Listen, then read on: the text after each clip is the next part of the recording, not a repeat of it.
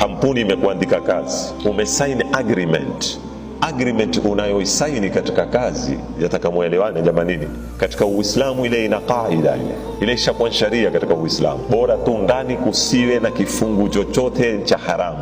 Hakuna kifungu lazima uzanye tembo, lakini agreement umeandikana. Saa 2 utaingia kazini, saa 11 utafanya nini? Utatoka kazini. Ni Jumatatu mpaka Ijumaa, ama na Jumamosi ni half day. Zile zifungu zote ziloelezwa pale, ukaweka saini yako wewe na bosi alokuandika kazi, ile ishakuwa ni sharia ya kuhukumu mbele ya Mwenyezi Mungu Subhanahu wa Ta'ala. Na kuna hadithi yanena almu'minuna inda shurutihim. Hii ni qaida ya kifiqhi kwa wanazuoni. Almu'minuna inda shurutihim, waumini wako kwenye sharuti zao. Yani wakishakuwekeana sharuti wakakubaliana, zishapita hizo. Kwa hivyo wewe umesainiana na yeye, kazini utaingia saa 2, wenda saa 2:15, wenda saa 2:30.